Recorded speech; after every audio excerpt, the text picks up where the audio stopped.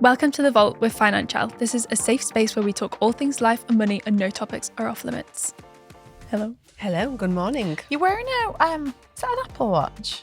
An Apple Watch, I feel yeah. like this is new for you. I'm tracking my steps. Reintroduced. I'm not a steps tracking gal, but I decided that there are some days I will do the school walk, but aside from that, and I do go to the gym, you don't get much movement from me. Like no, I'm we're at home on the computer. and I've got a bit of problems with my back, and sitting down for long periods of time does not help it. So I thought I'm not doing I've got to hit 10,000 every day, but if I'm getting over 6, I'm aiming for about 6, because I think Neil did a bit of research and he was like 6 would make a positive impact on health overall, because we've talked about the 10,000 step thing before, which is unrealistic for a lot of people. If you're very, because you're active female at the gym, but you're very sedentary. Yeah. If we're just, like I've done days where like I wanted to get online earlier, so I've been like, oh, Cal, can you do the school run? And then I haven't moved other than to make a cup of tea. Yeah. And to go to the toilet. It makes you realise how many steps you don't get in. If you don't make yourself go out for, it's kind of making me go out for lunch. Yeah. Seeing the sun, getting like the vitamin D and stuff. It's actually not just for getting the step count in, it's just getting out into the sun. See, because you'll be able to track back and see the days that you're doing it and track you back. Yeah. I know it makes a difference. Just the whole weight sitting on my lower back, you can imagine. Whereas if I'm up and moving, it's just something about it that just really makes positive impact. So, but it might just start singing because it's a bit rogue, and in that I'm a bit of a fidgeter, so I'll just not realise scrolling. So Siri might come and talk to us in a minute. Yeah, it is new. I think it was free with something. Like a vitality or I think it was not me, something that Neil did. Account. And he was like, hey, do you want this? Yeah. Sure, go on then. Love a freebie. I've not got it on now. I've got an Oura ring that Carl got through work, and lots of people are interested in getting them. They're definitely not life-changing. I would never buy one. But I'm trying to work on sleep. Yes. So the mixture between the toddler or some late nights if we're doing some work or if we're watching some sport or something, and then we do early morning gym. So that can suddenly bookend you. And I mean, Lydia, I've shown you my sleep before, and you've been horrified. I need a solid 9 hours. Yeah. Mine's never seen 9. It's never seen 8 probably as well. But interestingly, Michelle, who I work with at the BBC, she's got one, and she was consistently getting less sleep than me at night because she was getting up early for presenting. She was studying it the night before, but her quality was way better, her REM and stuff. So it's really interesting. It knows, for example, if I've had like a wine the night before, or if I've had a takeaway, or if I've eaten late, it says something about your readiness, and it's something to do with your resting heart rate. And it's fascinating to me that whilst you do feel a bit sluggish if you've had a wine, or if you've had a takeaway, or if you've had sugar, or if you've been dehydrated, it directly links. It tells you, and you're like, oh, you do know that then. Oh, okay. I thought I'd get that one. I know if I don't really drink, but if I've had one, I'm fully aware that my sleep will be rotten. Like I know that I've woken up and I've tossed and turned and not got that deep sleep, and it just. You don't need a ring to tell you. I don't need a ring because I don't drink. If I do, I can. Whereas some people that drink probably wouldn't really notice every weekend that they don't have like a great sleep. They just kind of go, huh? Yeah. Whereas if you don't drink, you suddenly get like I imagine my sleep would just plummet. Yeah, sleep's very important, but Lucy and I are on the magnesium train. Lucy's been on it for many years. I'm catching up, but I noticed when I didn't have magnesium. I think on Saturday, I fell asleep early after we had a yesterday with the kids in Manchester. We had a great time, but we were exhausted, did like thousands of steps and did loads of stuff. I was absolutely exhausted, fell asleep early, didn't take my magnesium, and I didn't have as good a sleep. You don't wake up feeling like... No. I wake up feeling like smug. Snow White. Magnesium with sleep. all the birds like flying around. Tweeting. Yeah. I thought you meant when she was dead. Oh, no. Well, that as well. Dead, really asleep. The deep sleep's incredible. Did you take it? Because I don't, and I feel a bit left out. I've taken it about 5 times. You've got to be consistent, I think. Yeah. I think it does knock you out. It's so good. I think the quality of sleep's just there. Like when you fall asleep, it kind of keeps you asleep. I think that's the thing. You don't get the You're not waking up every hour. I say tossing and turning. Lydia's like, who? She's fine. I don't need assistance. You don't need magnesium. But I have noticed a big difference with magnesium. You can get spray if you don't want to take it as a Apparently it's form. better absorbed through skin. The skin, yes, I've heard that. I think I've had the spray before when It's I was good for, pregnant. like, It was legs. like itchy. Yeah. It stings, doesn't it, people? But it's good for like DOMs and stuff as well. Oh. Good. Right. Okay. Noted. Just trying to checking what we're doing and how much it's costing. Yeah, just more admin before bed. Like. Yeah. And can we clarify we are not a health podcast. We are not giving health advice. Yeah, definitely not. Yeah, by the way, I saw that from a TikTok, so take it with a pinch of salt. I read a research paper. You mean you watched TikTok? Sorry. I love saying that. I read somewhere and I was like, I saw TikTok. Okay, controversial opinion time. You don't need an emergency fund if you have a high, reliable income. Oh. Who said this? It was, you made it up, hopefully. Yes. Yeah, okay. just before we rip into the person that said it. God. Your high income. Oh, God, no. We have seen time and time again how the rug can be pulled from under you. A high income is great if you don't spend it all, but then by default you'd be saving. So what you're saying there is someone with a high income, it's fine, but you'll spend it. You'll just keep chasing it. Some of our highest earners are our worst spenders in terms of not being able to save and not being able to do extra investing, and they share that with us. They kind of say lifestyle creep. And can you imagine like every year getting a really good pay rise and again and again and again? You can see why people then go, I'm going to get a new car. Yeah. We're going to get a new house. Nicer house. We're going to go on better holidays. Like, and rightfully so, you're obviously being rewarded for working hard, and you should treat yourself, reward yourself, but not without having financial foundations, because like Laura said, the rug gets pulled, mortgage rates go up, car finance needs to be paid, school fees might need to be paid. Like people then go, I'm going to send my kids to private education because we've been awarded with this amazing lifestyle. All the kind of tax implications that have been associated with the schools, with private school fees. Like you just don't know what's going to happen. It's constantly changing landscape. Yeah, one thing you can be sure of is you don't know what's going to happen. Yeah. So like prepare for that. And that's where like emergency funds come in. And arguably sometimes I feel like in the community, it's like a biggest pain point for people and they don't want to do it. They're like, I want to move on to paying off my debt, or I want to move on to the next stage. Sometimes people see it as like a wasted thing, but people, they want to jump into investing before the big emergency fund. It's not sexy, is it? Yeah, it's not sexy. You don't get a big trophy at the end. But let me tell you, the people who have had to dip or rely on the emergency fund are the biggest advocates for it. And they're like, you better do this. Like Tolu, you'll see in the community, really vocal financial member, Money Diary Queen. She's been on an unlock with Laura. And she used to be like, she just didn't like doing the emergency fund bit. She wanted to pay off. She wanted the dopamine from the debt payoff. I absolutely get and empathise, but like Laura said, some of the people that get paid the most in our community don't manage their money as well as others, because they've got the cushion of the big paycheck, but actually not realising that they spend the majority of that paycheck and not much of it's going to protect in the future self. I think that the emergency fund is underrated. It is, especially the larger one. Until you've got one, and then you go, I feel amazing. Would never have it. It is like it's a wellness thing, but it's also one of the newer features this year anyway.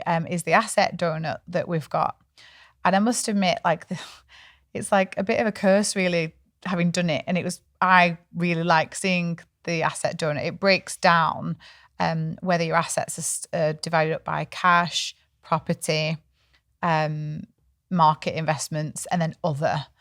And mine stresses me out because my cash is such a small percentage. Yeah. Now, it's actually a good number. It's a number that makes us feel comfortable. But the vast majority of our net worth and our wealth is tied up in 2 properties. Yeah.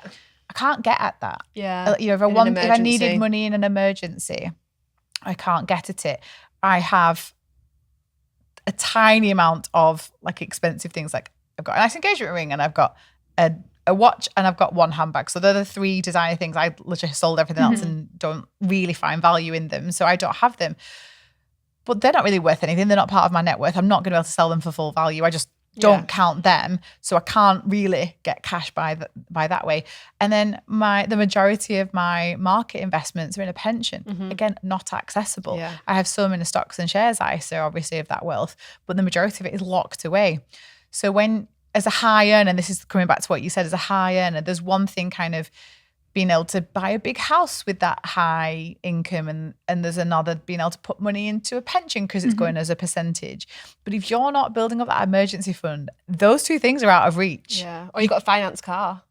Exactly. It's going to sell the car. It's not an asset. Well, you can't. No, you're right. Exactly. And so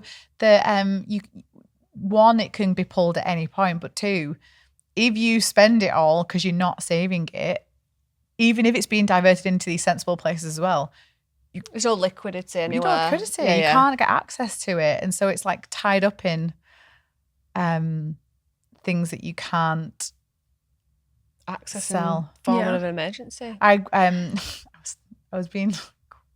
story came into head and I'm like, can't tell that story, but I was like, could tell it if I don't tell who it's about. I was told yesterday about some a couple separating, and we were talking about assets, and we were talking about how the particular woman had probably about 200 grand's worth of clothes and handbags and shoes. Wow. And we knew this because of the amount that it was being insured for. Yeah. But she had no cash. And it was a friend of a friend. So it was just this chat we were having about, if you buy loads of stuff because you've been used to high income, used to high this and high spending, and you've got a house full of stuff, whilst you can liquidate some of that. We know what you've been through trying to sell your Chanel handbag. I can't talk about it anymore. Broken record. It's still sat in my wardrobe because the people that want to sell it want to take half. I'm like, so it's basically back to what I paid for it. I'm not making any money on it. It's not an investment. I don't care what anyone says. It's not an investment. On handbags being an investment. I cannot cope. I saw a webinar for women about your handbag as an investment. Are you fucking kidding me? It's a joke. Like, we've got a gender investment gap. We're trying to get people to invest in things like ETFs and basic funds and basic investing, but we're going to have a webinar on handbags. But this was the same point where if there's no cash, then you don't have that backup. You've just bought stuff. You have to go to the trouble of having to sell it at a loss. Go and look at, we always do this, go and look at what it's selling for in Vinted and then decide whether you're going to buy it in the first place. Yeah. Like when you fed its up value. Mine doesn't hold its value. I danced around it on the floor. When it was on the floor, it was like it's had beer thrown all over it. I haven't got the dust bag. I haven't got this. Just don't even go there. Unless you're going to literally not use it, and then you still don't get the resale the most of the time. And again, I just think it's linked to that high earner thing. So yeah, an emergency fund. I think people that don't have one are the ones that would say that, and the ones that have one go, "Oh my god, please, I love it, please." Yeah, it's my best friend. It's a family member. It's a family pet. It's not going anywhere. Personally, it helps me sleep at night for sure. Yeah. Especially when your magnesium and your magnesium and emergency. What do I prescribe you? Match made in heaven. I prescribe you. This is advice. Magnesium. This is health advice. Get emergency fund.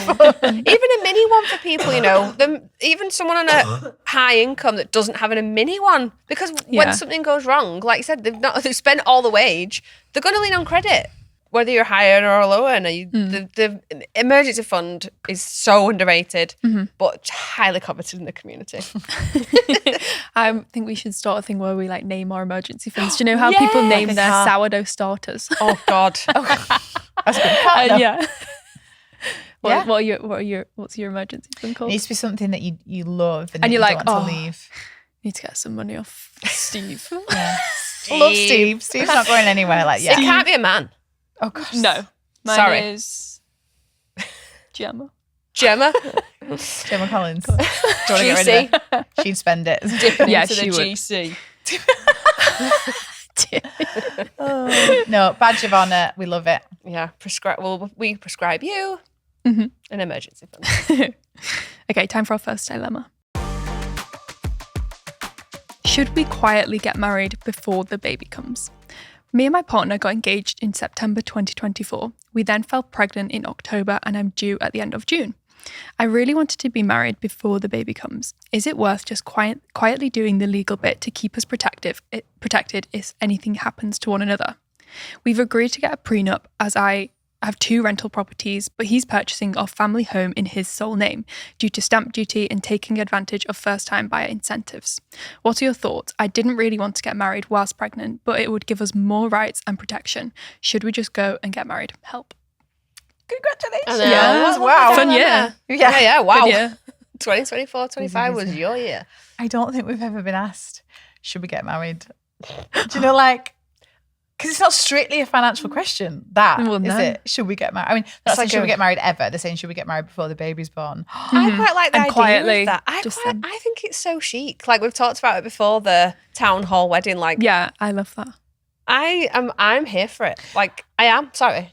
What I would say is, you're here for it, but she doesn't want to get married pregnant. And so is there an aesthetic side of this where we've talked about the small courthouse wedding where it looks neat, but I wouldn't have wanted to get married pregnant. I don't have to be tiny, but I might not have wanted to get married pregnant physically. And she does, because she's due in June. Well, and this is like any day. The problem is, sometimes people do this and then they go, and then I'm going to have a big wedding, so they're doubling up anyway. Yeah, but I think it's more the legalities. So I know. So what is your answer? So yes. What was your answer? Well, both. Yeah, because I think we do like the small wedding, but I appreciate how you may not want to be a visibly pregnant bride, not because it's inappropriate at any level. Just because you want to wear the dress that you want to wear, you want to wear heels, you want to whatever. You might want to drink at your wedding. All these different things. Yeah.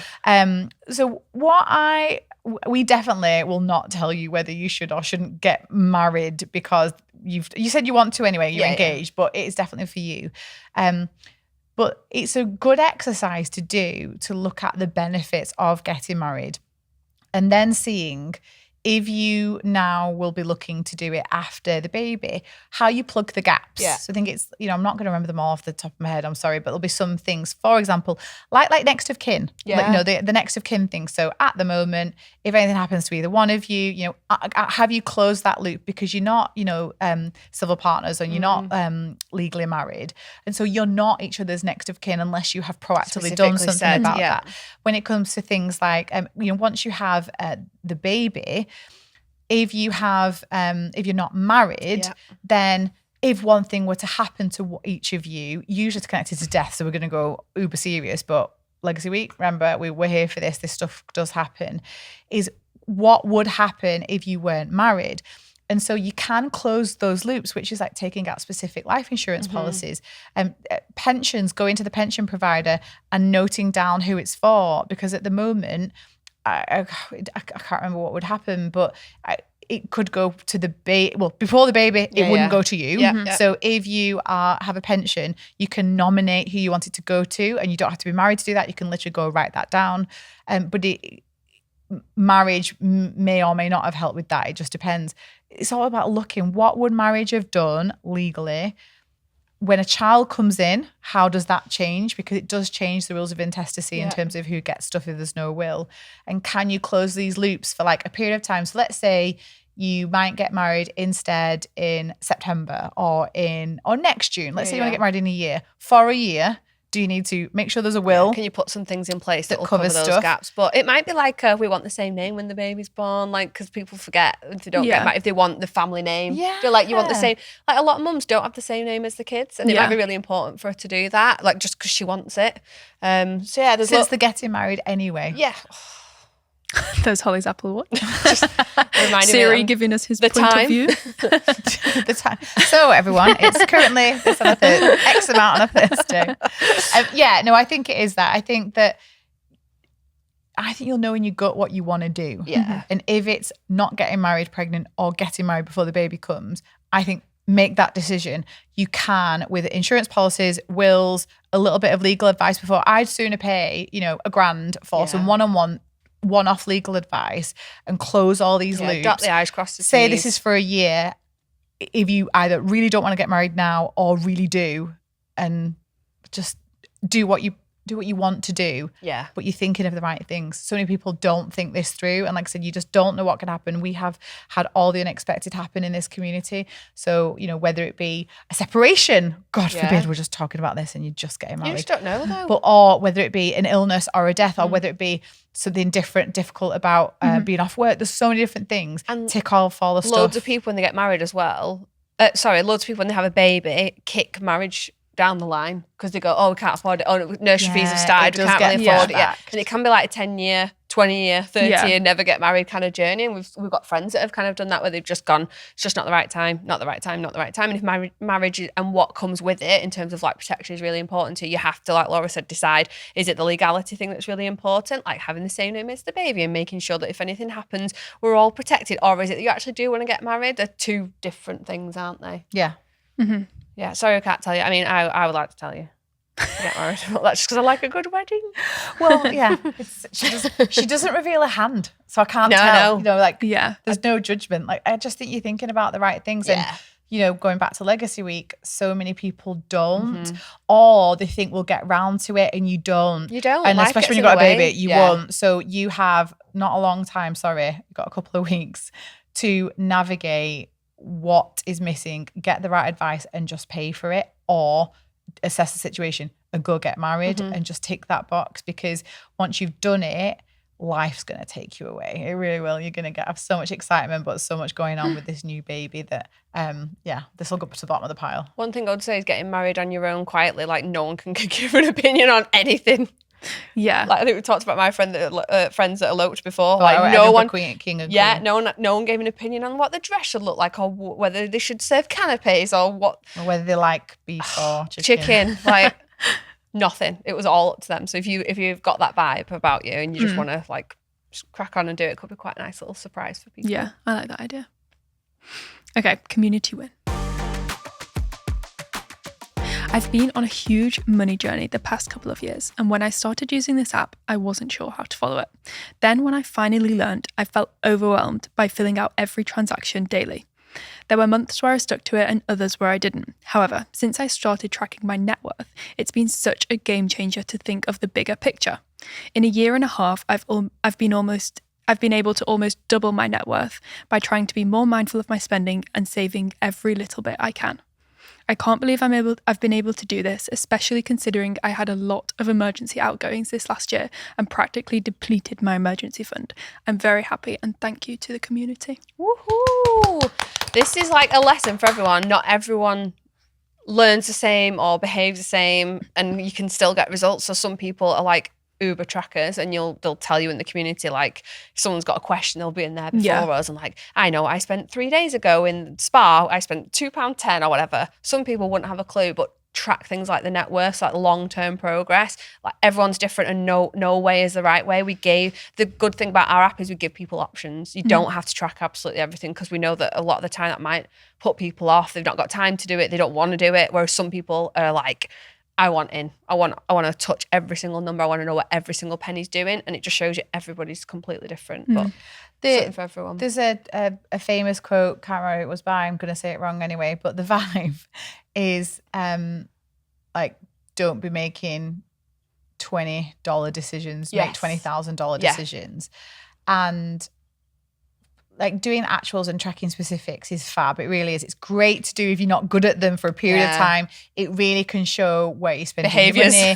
It can keep you accountable. And I also think, like, if you're also doing your net worth, it can help to link the two, which is these small decisions here really can have an impact. But so many people make the budget about these small spending decisions. They don't focus on the excess, and the excess is the bit at the bottom of the budget, your personal profit, and you put that towards things that grow your net worth. So the budget is the month-on-month thing, and the tracking might be a daily thing, but the net worth thing is this. She's had an 18-month journey where she's looked at that, she's doubled her net worth, and it can help you focus on the right things. Because if you're focusing on, I'm spending a bit much on groceries, spend 100 quid more on groceries. It's the 100 grand over here that we want to focus on. And I really think that's important. And I think when someone does the net worth, we've talked about Financielle poor, when you could have had to use your emergency fund 4 times, and you use it and you build it back up again. And then you use it again. And then the car needs stuff. And then you need to pay out for insurance. And it feels like a slog, and you look in your bank account because everything's in all the sinking funds. You just feel like you're worse off. Why the hell am I doing Financielle? I've got no money. And then you do your net worth, and in a month that can feel particularly difficult, you've added money to your pension, you paid money off your mortgage, you've added money to your emergency fund, and you've paid down some debt. Your net worth's gone up. So you can feel stressed and restrictive, but you're growing your net worth over here. And it's then full circle, because it can reinforce, okay, this stress about being a bit tighter with money and feeling like I've not got a lot in my bank account is leading to something. I'm going to do more of it. It's like positive reinforcement. It's like it made a difference over here. So I'm so glad that she's had that stand back moment. Yeah, look at the net worth is about tracking the bigger we call it like the bigger picture when it comes to your money. Yeah. So like really big view rather than that daily small, incremental. I'm down, I'm up. I'm down, I'm up. I'm down, I'm up. It's like taking a step back and looking at the progress over time. To double your net worth in 18 Incredible. months is just massive, and it's a reflection of your financial well-being. Like, numbers are all different. Someone's net worth could be different to someone else's, but if that's going up, it means you're paying down consumer debt and or you're growing your money, you're investing. You're doing the right things. It's the right behaviours, and that and by the way, that compounds. The more that you do both of those things, the more your net worth will grow. And that's like, it's such a reflection of a lot of the grind. Yeah. Like it manifests itself in a positive net worth situation. Some of the what you feel like are thankless tasks. You're like, for not impulse spending and not over egging it and not doing it and going without for certain things that don't really bring you joy. Well, you must question sometimes. And people do, like, what am I doing this for? And then you're like, that's what I'm doing it for. Like this long-term financial wellness goal. Yeah, it's cool. Good feature. People should do it. Make sure you do it once a month. If you'd like to tell us your win, head to the community in the app or email it to thevault@financielle.com. Okay, final dilemma of the day. Should I reduce my pension contributions?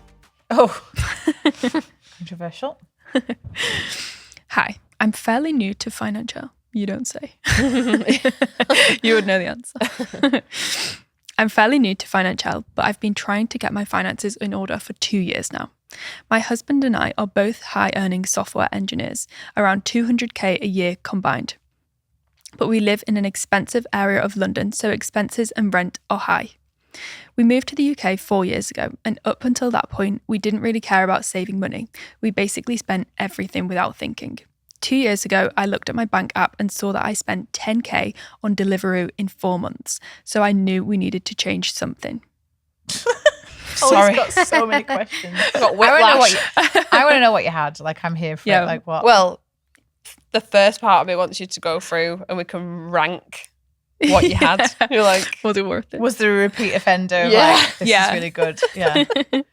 That is not unheard of. No. And the second part, I want you to delete that right now. But anyway, carry on.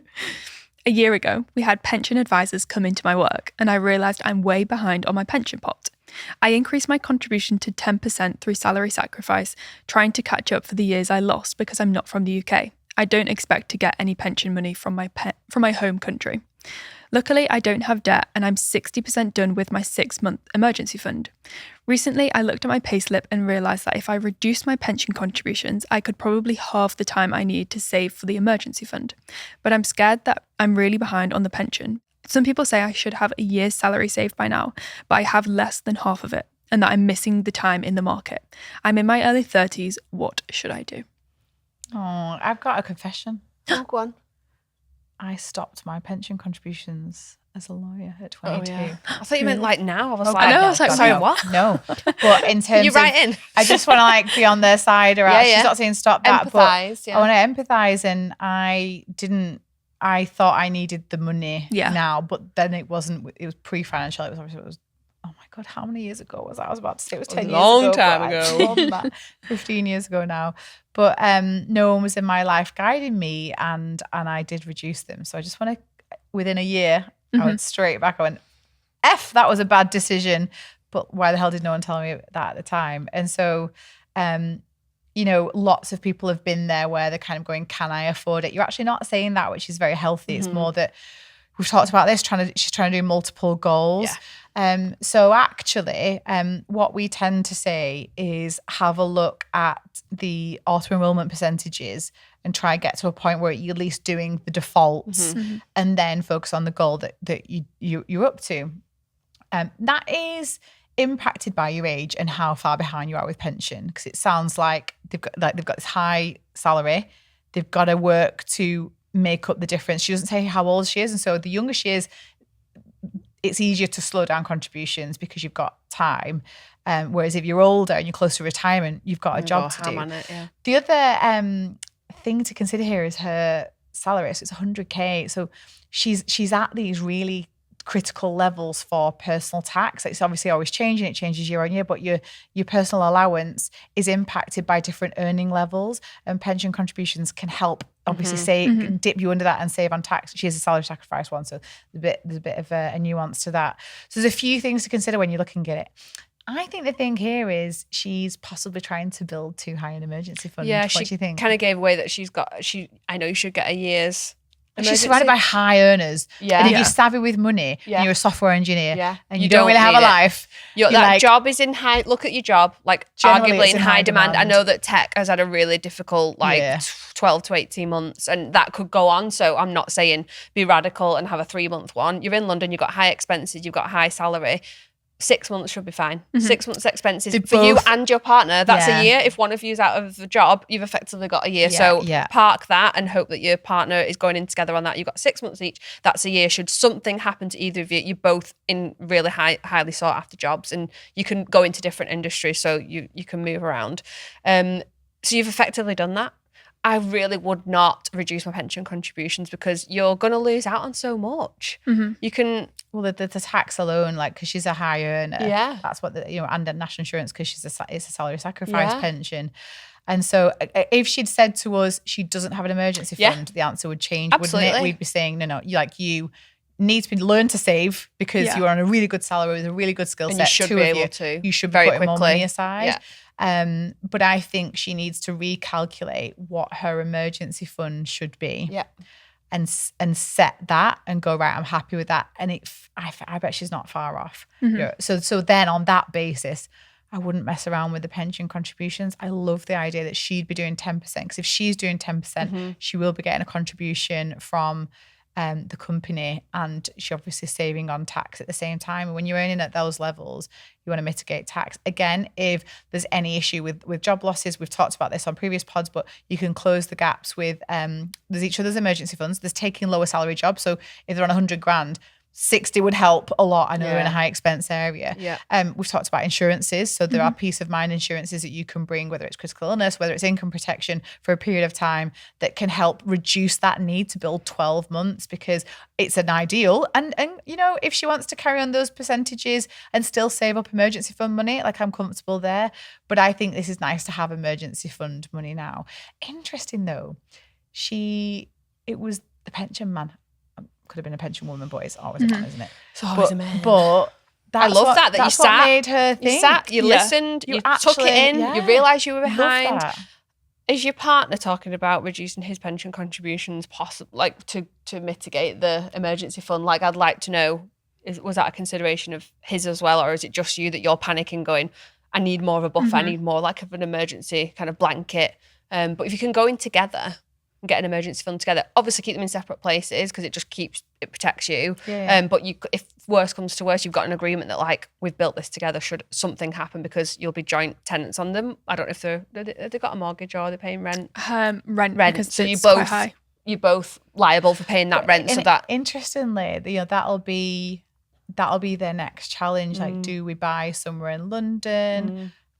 Do we move somewhere cheaper and work remote or commute? Because and still take those salaries. Yeah, because in tech, you can still kind of command the same salaries and work remote. Interestingly, I think the same question would come up on saving for a house deposit as well. And it'll be the same concept. So what we would typically say is just invest your defaults, make sure you're getting that, 5% employee contribution. You're getting some from the government, you're getting the tax benefit from the government, and you're getting some from your employer. It all depends on her age, because if she wants to build up a house deposit, we don't want you over investing because you're going to take too long doing that. She doesn't talk about house deposit, but it's the same. It's the same thing, because they've spent too long messing around and now they're trying to get their act together. Yeah. There's got to be a financial goal in there somewhere. Yeah. Like, what's the next thing? They need something next after I think they're done on emergency fund. I think they need the next thing. But it may be that they decide they're not going to buy in London, and so then pick the next total, and it's your choice to prioritize which one. I love the idea of 10% pension contributions. And that's gorgeous, isn't it? We've talked in previous podcasts about going and doing those calculators as well. Like, what is the yes, you've got what's the percentage, but so you're not constantly worrying about it every single month. What's the goal, and then working backwards. Well, and actually, she could go back to her employer, because the pensions man, the financial, he will be. I think she says he, which is why I'm saying this, by the way. I'm leaning into it, but the financial advisor, he or she will be there to look after her, because that's part of they don't need to send investments to this person. Their workplace pension usually pays for access to this advice. So do some different planning scenarios with the pensions advisor, but the financial advisor, because they could look at this holistically and go, okay, this is your age, this is the kind of lifestyle that you want, this is how much you need in your pot. You don't want a pet, you don't want a house, or you do. They will help you with this. And so model it out. Once I think you're not far off that emergency fund. So once you've got their scenario plan with this person, because you are of a good enough salary that it does merit financial advice, I think, and this extra financial planning. You're in London for different price issues, and help build a couple of options. And you get options because there's not one way to skin a cat. So they won't say, oh, you can only do it this way. Say, okay, if I'm doing this, what could it be? If I could do this, what could it be? And once you've set them going, leave them. Like, just chill and crack on and enjoy that. But track your net worth. Like we've talked about the net worth on the app today in the other dilemmas and stuff. That is the thing where you can see progress. And she obviously feels down about the pensions thing. You've got to start somewhere. But so tracking you've got a big income. You'll see it going up, and it'll just make you feel like you're doing something about it. The worst thing is like feeling out of control or not taking action. Whereas, to be fair to you, you've gone, I'm behind, I need to come up with a plan. But I just think you're over-egging that emergency fund a little bit, possibly. You need to do the math yourself. What are you comfortable with? What will help you sleep at night? You know, we've all got different versions of what that looks like depending on where we are and what our circumstances are. But we might be able to give you a little bit of a reward today, and that might be you don't shut that move down. On to your next thing again. Let's have a think about, are you doing a house, or are you going to jump straight into just pension? And I think a little bit of homework for everyone at home is, do you know how much you're contributing to your pension? Have you paid attention to that? If you're self-employed, are you doing it? Are you picking a percentage of your income no matter what the month and putting it in? Because this is real and serious, and our dilemma writer-innerer has been very conscious of that. And it maybe have jumped maybe a bit too keen and jumped to a really high percentage. If her budget can take it, great. But too few of us don't know what's going in, and if that keeps us on track, and what it's going to look like. You might be like, oh yeah, I'm cruising. Oh and yeah, then you get to retirement age and you're like, what shit. are you putting into the pension? Sometimes employers have better schemes. They have management schemes. They'll contribute more. Are you getting the most out of that relationship and getting it put in there? And like I said, the self-employed thing massively worries me. And also, like, even if you are not right for a financial advisor, if you're of more modest means, you're a more modest salary, there are ways that you can go online, Money Helper and other pension sites, and you can calculate, what do I need and what's the gap? And don't be overwhelmed by that gap, but don't ignore it either, because time helps investments. And there's no point coming up for air in a year and going, oh, still behind. Look at it now. Just missed a year of Nothing's contributions. changed. And even if you start small, it's something that we're really happy to help on. We need to look at whether we've got like blogs and stuff that can help with working that out and pointing people to these like government stuff. Being aware of it, because a few episodes ago there was a dilemma like, I've got a bonus, what shall I do with it? You'll know exactly, if a bonus comes into her lap, she'll know what she needs to do with it. Because she's conscious of the gap. Plan? Like, we've got people in their mid-50s that whenever they get a bonus now, because pensions, they're like gold, because everything's sorted, it's got a job and it's going straight into the pension. Immediately. No. Don't hesitate. No. It's so good when I see people do shall that. I save 10% and like, I'm going to go and splurge 10%? Not a question. Like, no, it's going. Because the budget's so good that they've got a sinking funds for stuff that brings them joy and entertainment and holidays. That bonus is purely a bonus. It's never guaranteed. It's going to go and fill that gap that I've created. And then therefore it comes down again. The pressure relieves. That's so true, actually. I love it. And also, I feel like she's had a transformation from spending 10K on Deliveroo in 4 months. Oh God, to now putting 10% in her pension. Oh, so, I mean, a lot can change in a year with Financielle, is what I would say. I still want to know what she ate. I'm desperate to know. And are you a meal prep queen now? Laura and I live in the sticks. You can't even get Deliveroo. You can't get the local Chinese to There isn't a local Chinese. You have to go out into the wilderness and go find something, catch it, kill it, bring it. I want to live vicariously through people that live in cities. Like, I've seen people get vapes delivered. You can, but I think our local milk delivered from the corner shop. I'm like, our local pub that it's not like an aesthetic pub. It's just like a chain pub. Does Just Eat, and we're like, why would you get that? Like, of everything. No offense to that pub or anything in particular, but it's just not. I'm thinking Japanese or sushi or Peruvian. Yes, something bougie. Get me my money's worth of this takeaway, not just like Co-op. Oh, You did the co-op, didn't you? Not do the Yeah, co-op? no, I did a Waitrose one and it was half price everything. It was That's so why you good. did it. Yeah. That was why. That is an event in itself. I would It was say. so fun. I was waiting. What did Isaac do to football? Did you get something He delivered, like a delivered coffee or Lucasade. something? Oh, for God's That's sake. crazy. And some crisps. It was his tea, and I thought, again, our village is And he pretty listens tough. to this podcast, and I'm watching you. I know everything that goes Text down me in the that village. receipts. Yeah. Text Holly, she'll bring you some tea. Out of stance. Okay, that is all for this episode. The Vault is now closed. And just a quick disclaimer, The Vault is just a chat around life and money topics. We are not giving financial advice.